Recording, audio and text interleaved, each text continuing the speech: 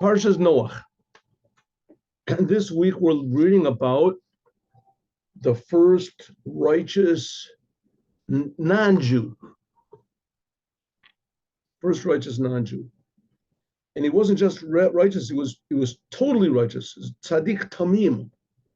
He was a completely, totally righteous non-Jew. What happened over here?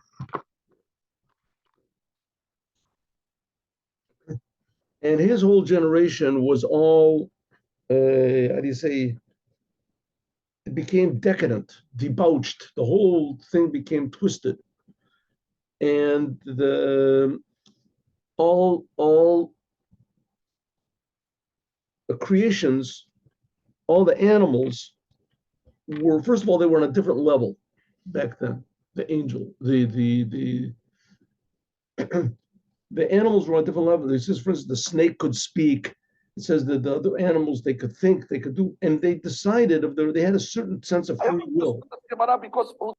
The animals did. So they all of them had somehow or other twisted their natures to go against God. In other words, the whole world became a big party. And they were all doing everything they could. And according to some opinions, that's where the dinosaurs came from.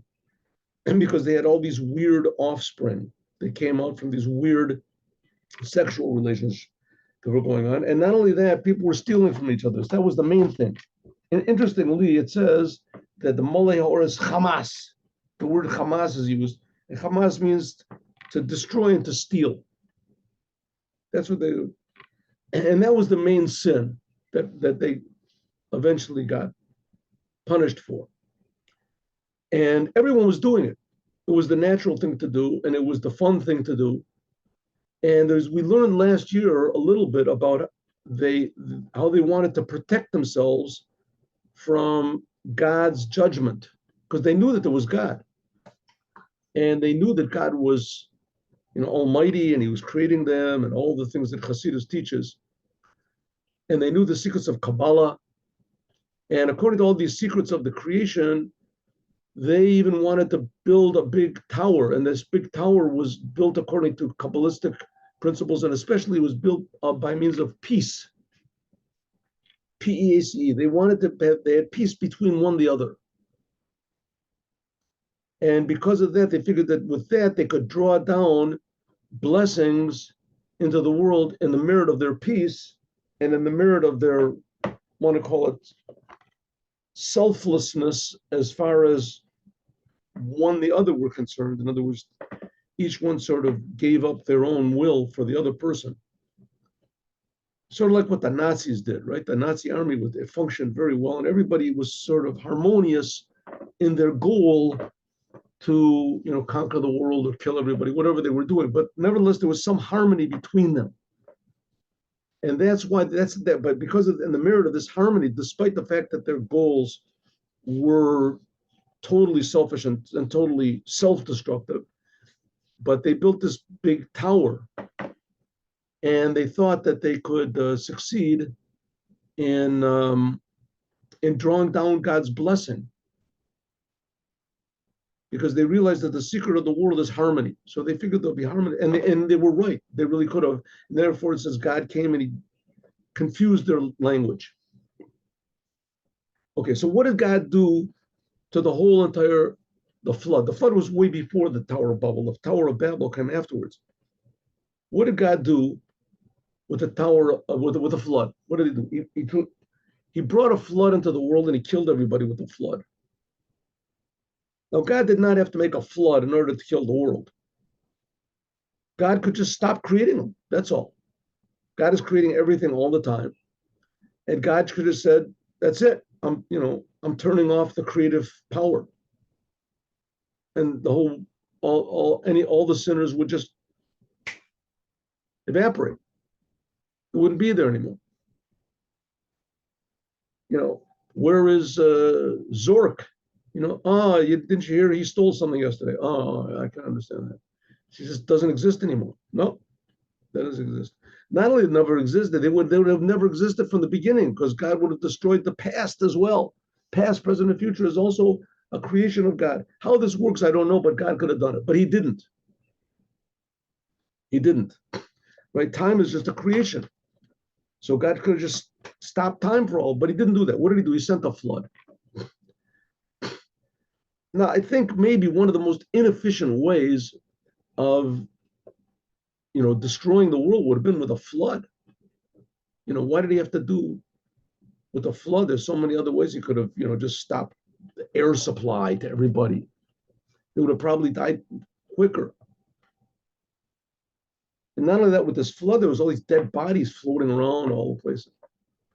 Floating around. Why did he do it that way? Send fire down, send blasts of fire.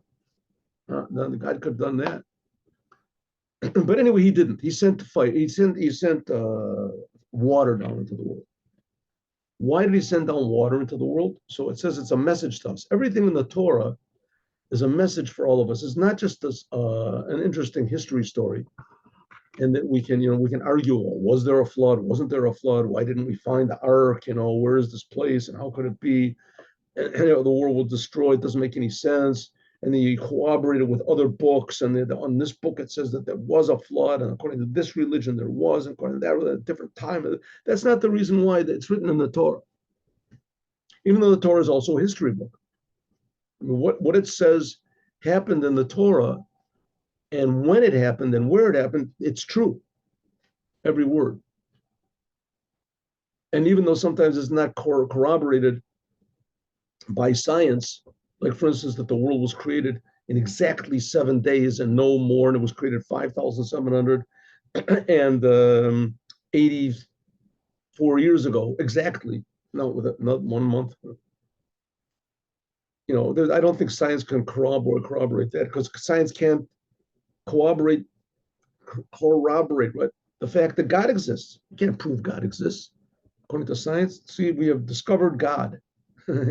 He's located in a little bit. Go to Chicago, turn left, and you look up in the sky, and you'll see God. Now, God is creating everything. He's creating it. So you can't, prove God with the world. But what you can do is you can have faith in God, and with that faith, you can start to make a little bit of you can have a little perception of the truth, because we're saying that God really does exist. Whether you perceive him, whether you believe in him, whether you understand him, whether you this, it doesn't. That's another matter. But the fact is that God exists. That's what the Jewish people are here for. To tell us that God does exist, and that the only way he can be perceived is with the heart, with the mind. But after you do have a little bit of a perception or a faith, whatever, that God exists, then things are looked at in a different way. It's a little bit harder to kill, a little bit harder to steal. It's a little bit more difficult to lie, to be licentious, to take somebody else's wife, to this. Not that you don't have free will, you still have free will, but it's a little bit more difficult, and you have more responsibility in the world. Every moment is being created by God for a purpose. Okay, what if people don't do this purpose? What if they don't want this responsibility? What if exactly opposite, they want to feel good? People just want to feel good. What's wrong with that? And the answer is, as soon as that becomes your only principle in life, that opens up a door to destruction, to total destruction. Everybody wants to feel good. And it works. I remember in the 60s, that's the way it was. I was young and vibrant in those times, and it worked really good for a couple of years. And then all of a sudden there came, just total destruction. It just became total chaos. And nobody earned any money, and everybody was just taking everybody else's whatever they had. And so it just didn't work. Okay. So God sent a flood. Why did he send a flood? So flood has a double purpose to it. One purpose is that it totally confuses you and destroys you. And the other purpose is that a flood can also purify. Water is a purifying thing. And that's what the Rebbe is going to say over here. That this law, what are we learning from this story of the flood? That the whole world is a big flood now.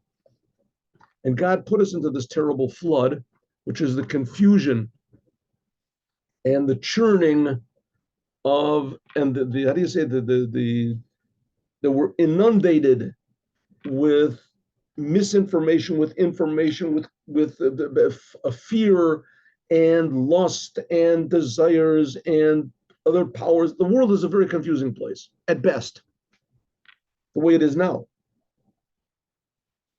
And at worst, it's just totally, destructive.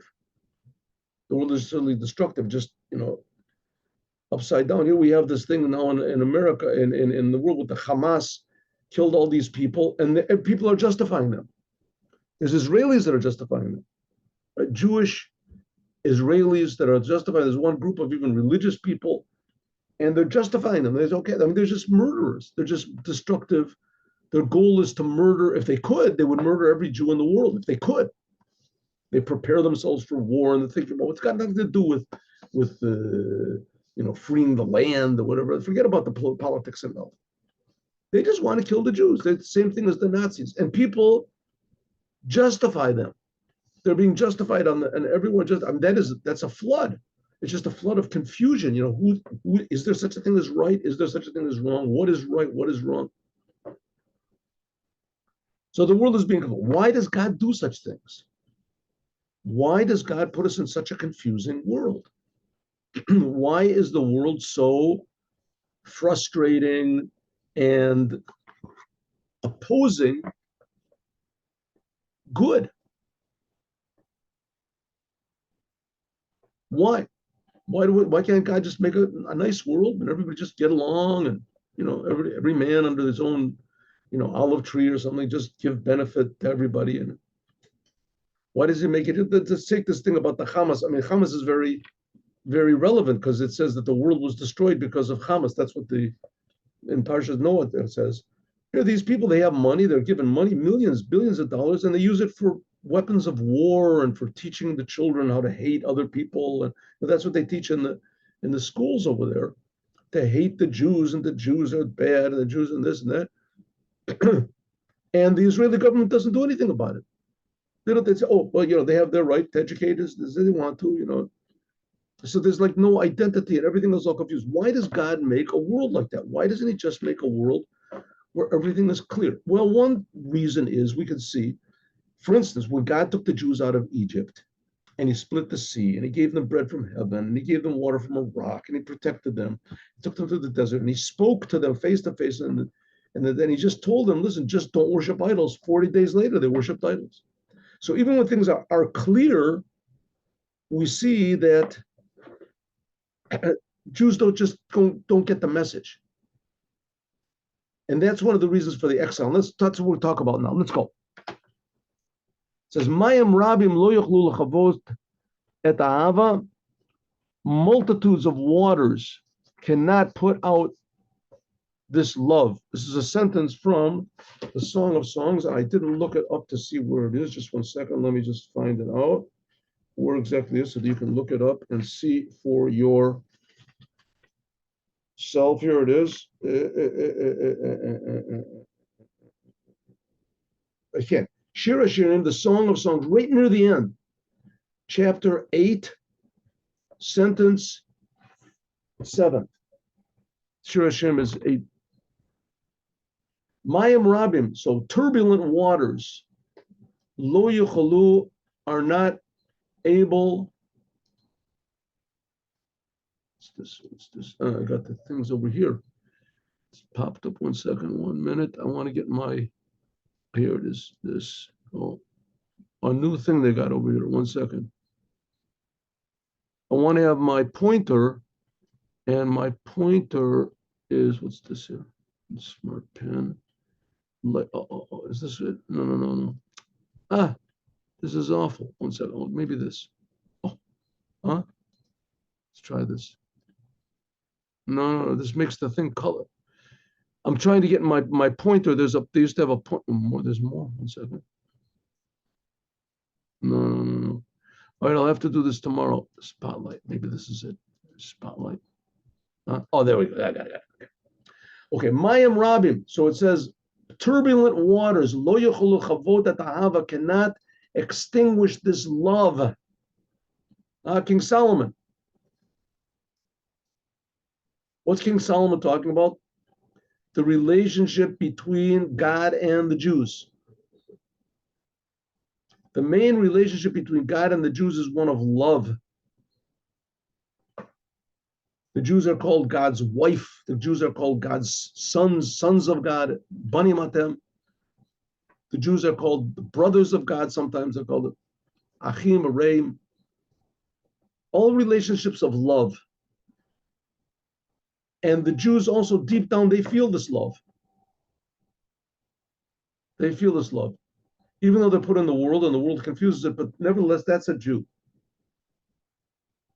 Right? You see, miraculously, the Jews, non-religious, anti-religious, right, everything, anti-Jewish, they still insist that they're Jews, and they are Jews, right? These people that are, pro-Palestine Jews, pro-Nazi, whatever Jews, the capos, and they're Jews. They will not deny the Jews, and they'll get angry if you say that identity that a Jew is not willing to abandon. That is basically love. It's not any type of a love that's expressed in any way, but it's expressed in that way that they're Jews. Okay, so it says this turbulent water of the world can't put out this love. Right? So we see the Jews that are far away against religion, against God, but they will not deny that they're Jews. The atheist Jews, they're communist Jews, they're the apostate Jews. Right? I am a Jew that changed my religion. What do you mean you're a Jew? I'm not a Jew anymore. Let's say I used to be a Jew. No, the waters, the confusion of this world cannot put out this love. Vanarot and rivers, we'll see what these rivers and waters, and these rivers, lo yishtafu, cannot wash it away. Im yiten ish et kol hon beito, if a person would give all the riches of his home, of his own be'ava, for love, buz yibuzulo. There's a lot of different meanings of this. Let's say a simple meaning is that if was given to a person all of the riches in the world, he would not value them compared to his Judaism. And there's this love. We see that there's Jews, like we say, they're willing to give their lives not to deny their Judaism. What do you get from that? Even non-religious Jews, they're willing to die and not deny their Judaism. They will not deny their Judaism. What do they get out of this? Somehow or other, this Jewish feeling, which basically is just a connection to God, this intimate connection with God, this is the most valuable thing in a Jew's life, even if he doesn't know it. When he's under pressure, suddenly it becomes revealed. That's what it means. If he's given all of the riches in the world, all the riches, all the other types of love in the world, he'll, reject them. So we'll see. There's different meanings to this last part, but the main part is the turbulent waters cannot put out this love. What are the turbulent waters? Hine, Mayim Ravim, these turbulent waters that we're saying cannot put out the love. Let's make this a little bit bigger to accommodate my. What are these turbulent waters that King Solomon is saying cannot put out this love of God that's just inside of every Jew? Mayim Rabin, these turbulent waters, tirdos of parnasa. These are the problems, the difficulties to make a living, to make a livelihood, umachshavos, and all the different thoughts, which are caused by this world, huli. The im calls in, nevertheless, they cannot put out this love, which is a concealed love, which is b'chol nefesh Yisrael, in every Jewish soul, b'teva, by nature. That's what makes the Jews Jews. What makes a Jew a Jew? A deep, concealed, often very, very deeply concealed, but nevertheless their love of God. It's defined by the Torah if you have a Jewish mother or if you converted accordingly, but that's technical. What does it reveal? what is a Jew, right? If a person reveals his mother is Jewish, suddenly reveals he is a Jew, suddenly he becomes different. There's people in Russia, it was very common, I don't know about now, because the communist regimes succeeded in destroying Jewish education and even Jewish identity for about 70 years, so that the parents knew they were Jewish, but the children didn't. A lot of times the parents, they were already Bundists, or they were whatever common, and the children didn't, but their children at least remembered their parents, and the grandchildren, they remembered grandpa a little bit. And so, but after 4 generations, so they didn't know anything about their being Jewish at all. They didn't have any Jewish feeling whatsoever. 1 second, what's this going on over here? No, that's the way it goes. Yeah. All right, good. I'm sorry. So as soon as they were told that they were Jewish, they found out that they were Jewish. Their mother said, you're Jewish, or your grandmother, your grandmother was a Jew. Somehow or other, they found out they were Jewish, especially when the Chabad houses started rebuilding in Russia, that the Putin let them build over there. A lot of Jews suddenly realized that they didn't know they were Jews. They thought they were non-Jews. And they realized all of a sudden their whole thing changed. A lot of them, they said, I want to make a circumcision. They were older people, some of them 70. They wanted to.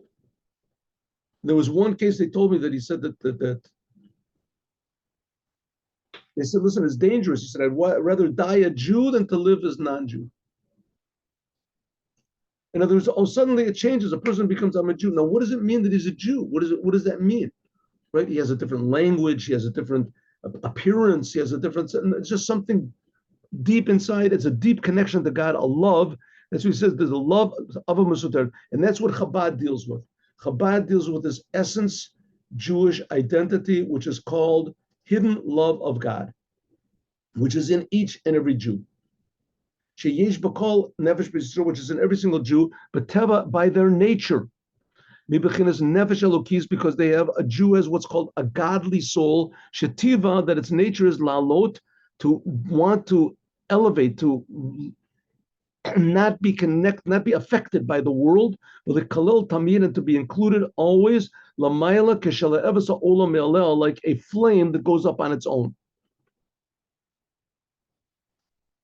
So the Jewish soul is like a flame. It's attached to the body, and the reason it's attached to the body is in order to illuminate the world. That's why the Jewish people are here, to illuminate the world. But in order to do that, they have to light this fire which is inside of them.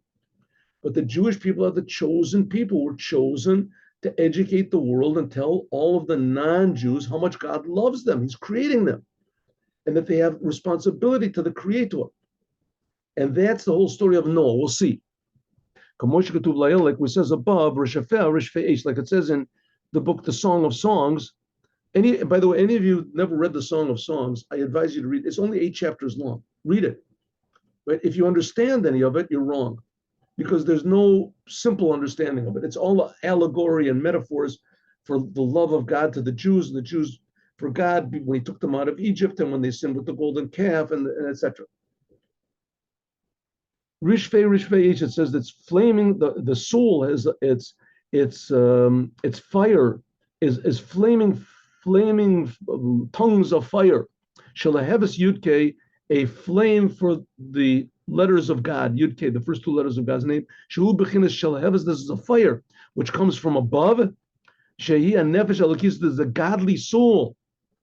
That is what a Jew is. A Jew is a fiery love of God, which is concealed deep in the soul of every Jew. That before it comes into a physical body, it was it was basking in the rays of the Shekhinah, of God's presence. And it was totally united with Ein Sof Baruch Hu, with the infinite oneness of God. Huh? And that's a Jewish soul. So here we have a world, and if you're wondering how the world exists, so Judaism says it's being created by God. It's being created by God every moment. And this, of course, is concealed. We don't feel this. But every Jew, somehow or other, deep down, does feel it. And not only that, every Jew feels that the world is being created from love, and that the greatest gift of love God is giving to everyone is responsibility. And every human being is being created with eyes and nose and legs. And every Jew has a responsibility to use that eyes, nose, and legs to improve the world. And that's what the Jews are here to teach everyone. Therefore, that's the Jews. Therefore, but they have to teach it. The non-Jews can't get it on their own. Here you see the religions that they have on their own, right? They're all just thinking about going to heaven, what's going to happen to me, and how me, I. Therefore, even after this godly soul is put into the body, to deal with physical things, and that's what's called this turbulent waters, right? The Jews are called Mamlechas Kohanim v'Goy Kadosh. We're called a nation of priests and a holy people. Mamlechas Kohanim and Mamlechas Goy Kadosh, and a holy people, holy nation. So why doesn't God just make it that all the Jews should, live on a big mountain, right? The land of Israel will be some big mountain in Tibet or somewhere where no one can get to us unless you really make a big effort. And we just put out these books and tell everybody what to do, and that's it. We're just pristine. We're the priests. We're the holy priests. We're sitting up on holy priest land. No one can get to us only if you really try that. But what did God do? He put us right in the middle of the worst enemies in the world. And these people, they kill each other and they kill each other. They have the religion is based on murder and killing and conquering and everything. And God put us smack right in the middle of all these, the worst place. And we're always in the newspapers, and anyone who wants to can come in, right? Come in and can see, and they're going to attack from the air and from the ground. And it's just a miracle that attacks like this don't happen every day. I mean, it's a total amazing miracle that it doesn't. That's the holy nation. That's a holy nation. What type of holy nation are there? And not only that, the Jews they're so mixed up in with everybody else that when a Jew totally goes against Judaism, it's like par for the course. Here we have in Israel, we have the high court of Israel. They don't keep Shabbat. They don't keep the Torah. The Torah by them is a nice book. It's another book, that could have been written by Clarence Darrow or someone, what are these guys' name? What's the name? Brandeis or someone, right? It's a book of law, it's another opinions. Other opinions, they're interesting. They used to think like this, But there's what type of the whole country, which is based on that, if you want to believe in God, believe it's not necessary. It's like par for the course. There's no problem. If we were all living on this big mountain in the middle of Tibet and we had clear laws, anyone that went against the law, immediately you know him. You'd see him, right? You'd see 100%. You'd stick out like other, smell cigarettes, smoke. It's Shabbos, smell cigarettes, smoke. Who's doing that? That's Rosenberg. It's probably kick him out, throw him off the mountain. But Judaism is not like that. You can't tell who's a Jew. You don't know what a Jew is. You don't know if a person is sinning, if he's not. The Jews do and Shabbos, there's no such thing as Shabbat, Yom Kippur, right? You can do whatever you want to, and nobody knows, nobody cares. That's what's called the confusing waters. That's what we're in. It says therefore the Jews are in the world, and those therefore even after the soul, which is the soul is always holy and it can never be affected negatively. But even after it's put into the water, into the troubling waters of the world, the turbulent flood of this physical world, which is called Mayim Rabim, the confusing issues of this world. Nevertheless, it cannot extinguish from always have this love to go up and to be included in the oneness of God. So the yochla, it can reach, therefore the soul can always reach the madriga yosef gabor, the higher level, even a higher level, bikodem than before, before it comes to the world, like we're going to explain. So of course we have the question, so why does God do this? I thought God is supposed to be good.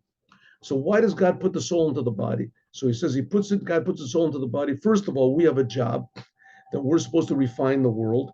And also when we are faithful to this a responsibility that we have. And then not only can the world not affect us negatively, but it affects us positively. We have to strengthen ourselves, and that's what brings out this inner love, like striking a flintstone. If you don't strike it, then the spark doesn't come out. The Jews are in the world, and they're forced to reveal their Judaism as they reveal. I can tell you right now that now this terrible thing happened in Israel, with all these people were killed. And it was a very, it was just a soul-shattering event. I was by the Rebbe when it happened, but the policeman told people what was going on. And everybody was dancing and they were happy, and everyone was crying and weeping at the same time. It broke everybody's heart to hear what was going on. And in Israel, it was the same thing. Now I see that in Israel, suddenly people are saying, listen, these guys, they tried to kill us because we're Jews. This got nothing to do with our land or their land. It's got nothing to do with it. Right? Open the borders of Palestine, and it'll be flooded with Arabs from all the countries in the world that want to come in. What are they suffering? What are they suffering? Right? Open the doors, you'll see how they're suffering. No one will run away. The place will be packed. The next day it'll be packed with people coming from everywhere in the world. And they'll say, oh, it has nothing to do with it. They just want to kill Jews. That's the thing. And the Jews here in Israel, they realize it. They killed babies. They killed women, children. What's this got to do with freeing themselves? So they had to behead babies and rape women. What's it got to do with it? They realized that the whole thing was that they were killing Jews. And suddenly these totally non-religious Jews, they're realizing, hey, I'm a Jew. And these people hate me because I'm a Jew. I'm not going to let them win. I'm not going to deny my Judaism anymore. And there's more and more people that are putting, I went out on Friday, people put on tefillin, ladies took candles like never before. That's what it means, that the turbulent waters actually reveal a deeper level of the soul, of the Jewish soul. This turbulent water is called Mei Noach. It's called the waters of Noah. It's a sentence in Isaiah. I share that Nishbati me'av or me'noach or ala or. It's God said, I have sworn never to make a flood in the world. Kain nishbati miketzav alecha. Just like that, God said, I have sworn never to get angry alecha umegar bach and to yell at you. Atrocities against Jews since that's what Isaiah said. Now, of course, Isaiah said this before the destruction of the temple. Right? But nevertheless, it's assuring us someone has to mute themselves. Oh, here we go, Robert. There we go. Robert, you're welcome, but I just muted you, not because I don't like you, but because it was making noise and it was disturbing. Okay. So it says, God said, just like I said, I'm not going to bring the waters of Noah, his name is Noah, anymore on the world. And I'm not going to bring a flood on the world. God said, I'm not going to get angry at the Jews anymore. Even though afterwards he destroyed the first temple and the second temple, and he exiled the Jews, but he did not destroy the Jews. It was just a lesson. So here we got the same thing. Like it says, I'm sorry. Hine Noach is Neicha Derucha. Noach, the word Noach comes from the word of pleasure, satisfaction. Shehu bechinas shevita. This is the level of what's called resting, finishing. A person is finished. Kasha'adam hashovet mimalachto. Right? A person writes a symphony, draws a picture, builds a house. He does something, he finishes it, and he sits back. Right up to that, before it was finished, as he was pouring energy into his symphony or his picture or his house or whatever he was making, was pouring energy. And when he finishes, he sits back and all the energy that he put in goes back to him. That's the idea of Shabbat. Like it says, Vayishbot Bayom Shvi, it says, V'noch Bayom Shvi'ah. This is the Aramaic translation of Shabbat is Nach. That's what it means in the Torah when his name was called Noach, because he brought satisfaction to God. And it says, if you look in our Torah portion, it says it twice. Eila told us Noach is tzaddik tamim b'dorotav. These are the generations of Noah. Noah was, so it says 2 times in a row, Noach. This is called Neicha de'elai and Neicha de'tachtah. It explains in the Zohar, which the Zohar is a Kabbalistic book, which explains the inner personal meanings of every sentence and every word in the Torah. So it says that Noach means satisfaction. And 2 times it says Noach. If you look in the beginning of our Torah portion, 2 times it says Noach, Noach, Noach. So it's talking about satisfaction. God gets satisfaction, and we get satisfaction. The upper worlds and the lower worlds. This is what's called the lower Shabbat. The Shabbat Ilah and the upper Shabbat. What does this mean? Sheyeh, that will be Sheyeh la'atid, which is going to be in the future. Shenikra, which is called Yom Shekula Shabbat. So there's the upper Shabbat, that's the world the way God wants it, and there's the lower Shabbat, that's the way the world the way it is now. The upper Shabbat, everything is harmonious, everything works perfectly. You see the potential in everything, we see the godliness in everything. The more creation there is, the more people there is, the more this, the better, because that makes more harmony in the world. That's the upper Shabbat. That's the way it's supposed to be. That's what Mashiach is supposed to bring to the world, will bring to the world.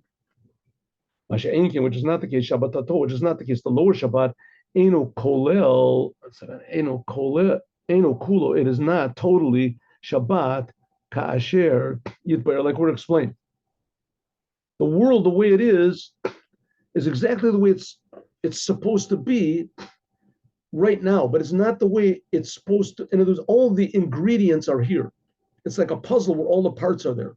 So the world, the way it's created right now, is in its perfect, how do you say,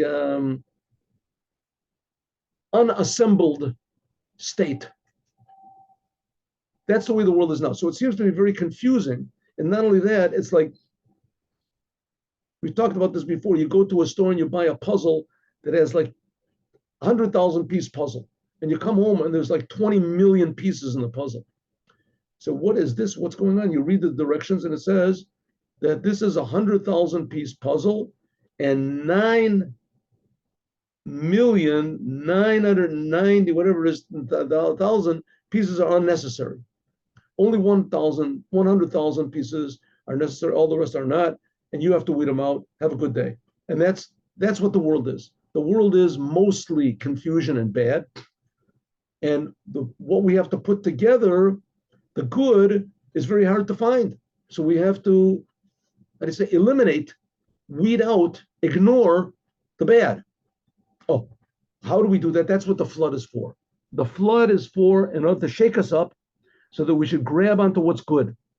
Like in a ship when there's a big storm, so they throw off all of the totally unnecessary things, right? Things which are not, really necessary. They throw off all the gold and all the money and everything. They throw it all away, so that people will save their lives. It's not understood the flood, because if it was just to do away with the shachet and hashim, and to destroy the bad people, the people that were sinning, why have such a big noise like that? God could have just avirum. God could have just made everybody disappear. You didn't have to have a flood. But the flood was lataher at the oretz, was to refine the world, to purify it. The world was filled with destruction in front of God. The world was filled with destruction, with evil. The world was very, very, how do you say, very deep, the decadent, debauched, destructive, self-destructive. the tahara, and it had to be refined. Well, the zod therefore called the Ba'amabel came the flood, Davka Shu Bechinas Mayim, which is this is the level of water, in order to purify the impure people. Shehu Kedugmas a mikveh. This is something like a mikveh. Now, what is a mikveh? A mikveh is something which is particular to Judaism. It is a small pool of water which has a lot of criteria, a lot of the details that have to be fulfilled in order for a mikveh to be kosher. It's not just a swimming pool. It has to be at least a certain size, and it has to have water that came from only rainwater. And there's a lot of different ways of how you can change the water if the water becomes dirty, and etc. How do you bring new water there? Anyway, it has to be very, very exact. That's called a mikveh. A mikveh cannot hold less than what's called mem sa'ah, 40 sa'ah. 40 saw, which is, I don't know, let's say for our case, 100 gallons of water. So I have to look it up again. Shehi, which is mitaheret atatame, which it's enough water to cover a person. This, when an impure person goes into the mikveh, it purifies them. Now, this makes no sense. The whole business makes no sense, but that's one of the laws of Judaism. There's a thing called impurity. Impurity. According to the Torah, and when it was in the temple, it was much more. In the temple, it was much more. They had all these different degrees of purity. There was the impurity of death, and then what's called first degree impurity, and second degree impurity, third degree impurity. And there's all these different levels of even the lowest level of impurity could disqualify certain things from the going into the temple. Nowadays, we don't have all of that so much. But we do still have the mikvah. Women, for instance, a woman, after she finishes her time of menstruation, in order for her to be permissible to her husband, she has to go to a mikvah. And there's a lot of different laws about immersion and the mikvah and how it has to be done, etc. But nevertheless, that's a mikvah. A mikvah has to be what's called 40 sa'ah. 40 sa'ah. And this magical number, this is according to the Torah, it's a Torah number. And this makes a person pure. Now, the Torah has these things called mitzvahs. Only Judaism has mitzvahs, commandments. The commandments are very exact. All the other, we've talked about this a lot of times. All the other religions in the world, they have rituals and they have their ceremonies and they have their what is it called? Their different the deeds that they do and the different, but they don't have commandments. Commandments from God, and the commandments are very, very exact. And they're for the people, for everybody. The commandments. Some commandments only for women, some commandments only for men, but the commandments are very, very exact and they come from God. And the rabbis explain them. You have to have the rabbis. Without the rabbis, there's no commandments at all. Right? That's what all the other religions try to do to destroy Judaism, is to do away with the commandments. So one of the commandments in Judaism is this thing of the mikveh. And the mikveh is also very exact measurements, and it has to be what's called 40 measurements of water. And this refines a person that's impure. Similarly, the flood. The flood was 40 days, and it came in order to refine the whole entire world. Like it says in Ezekiel, V'zarakti aleichem mayim tohorim, I will throw upon you pure water. V'tihartem, and you will become pure. Lazot, therefore, it's called Mei Noach. Therefore, the waters of the flood are called the waters of Noach, which we said Noach means satisfaction. Shenasem mizen neicha derucha, it makes satisfaction for God, that people had less of it, the world had less of a negative effect on people. Being in the world was not automatically a bad thing. That's the waters of Noah. And we're saying that's why God threw the Jews in the world. That's why God threw everybody in the world. And that we need the world in order to provide for us a home, a family, a food, etc. But our purpose is to be in the world and to refine the world. And it ends up that the world is exactly the opposite to us. So we have to have something that will change our orientation from being selfish, which that's what the world causes us and pulls us into selfishness, egotism, false egotism. And we have to have something which will change our attitude, change our paradigm, so that we become interested in only doing what the Creator is creating us for, to feel our responsibility. And that's the idea of the waters, the turbulent waters of the world. So the troubles and frustrations and difficulties and the anxieties and things like that of the world, and the fear and the lust and the love and the temptations of the world are only here in order to purify us. How this is going to be, how that we can utilize this, we'll talk about more, God willing, tomorrow. And now we're going to learn the Devar Malchut.